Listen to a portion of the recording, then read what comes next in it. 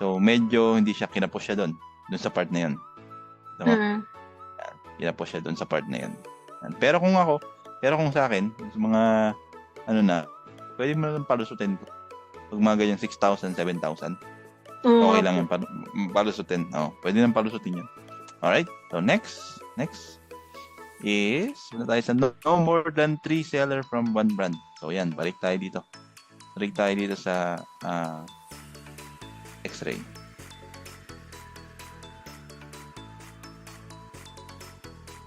Yan.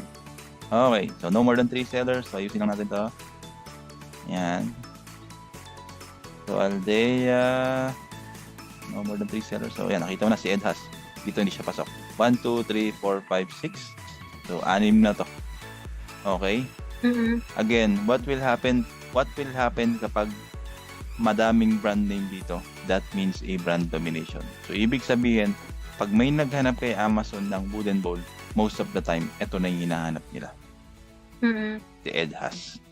Okay? Yan. Sa tingin ko kung bakit, mura. Mura. Yan. Yan. Pero, pagka ganito, may nakita ka sa brand na ganito, iwasan mo na yan. Pag mo na siyang kuhanin. Okay yan, pati ito, Leaper International, ang dami. Okay? Kasi ito, ibig sabihin nga, brand dominated. Kumbaga, dinodominate na nila yung okay? Dinodominate na nila yung product na yun. Okay? So, mahirap na makipag-compete. Pero, hindi imposible makipag-compete. Ha? Depende pa rin yan sa client mo kung lalabanan nila yung mga brand na yan. Kasi merong mga ibang kliyente na talagang malalakas ng loob kahit na may brand dominated, pinapasok pa rin nila. Okay?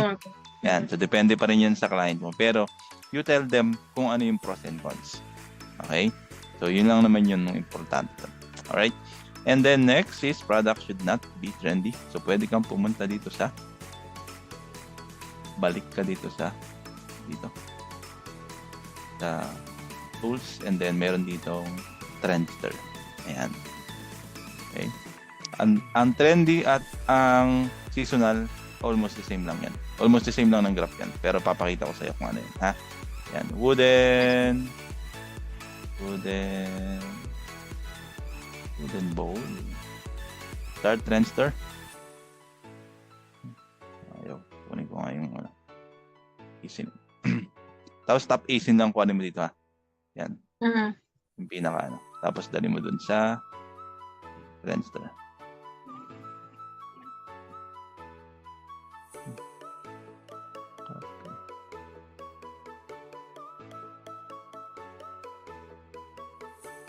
Gawin mo na yan. Kahit yung isin na lang.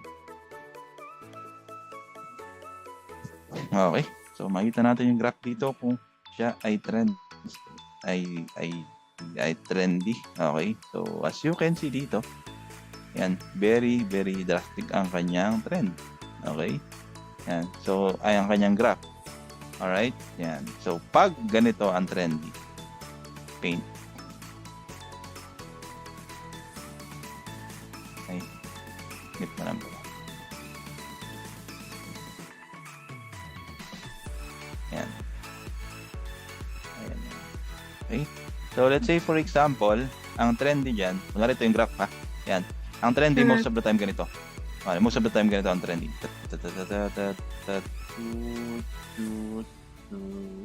Ayan.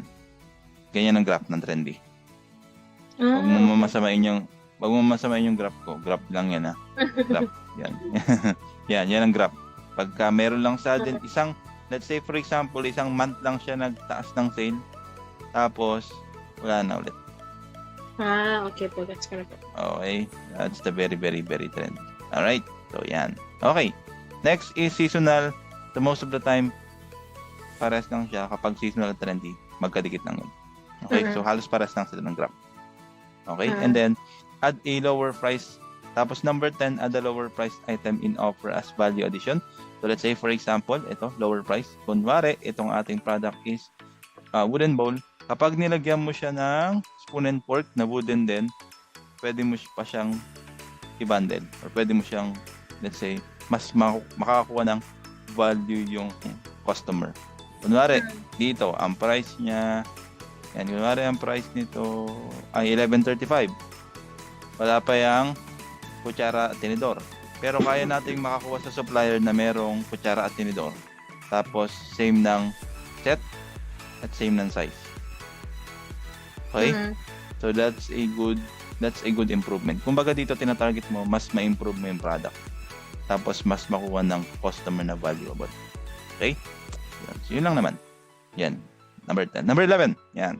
Average rating of top 20 should be at least 4.2. Ito, kailangan mo na X-ray.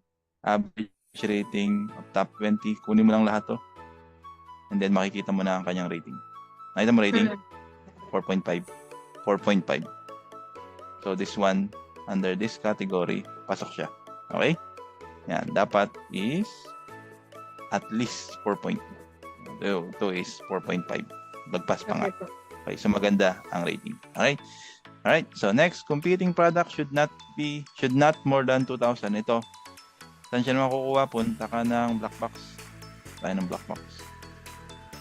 Tayo ng black box dito. Ayan. Dito siya. Amazon Product Research para makita mo yung competing products. Nakalagay is not more than 2,000. Ayan. Pagdating sa black box, punta ka ng keywords. Keywords tab. Okay? So, huwag ka na maglalagay ng category. Punta ka lang dito sa keyword search and then food and bowl. Food and bowl. And click mo na yung search. Tapos makikita mo na yan. Competing products. Okay? More than 2,000. Okay? So, sa wooden bowl, more than 2,000 ang kanyang competing products. Okay? So, dun siya makukuha. Okay? All goods tayo dyan? Okay tayo Yes, sa po. ano? Saan ba tayo nagsabi? 7 to 12.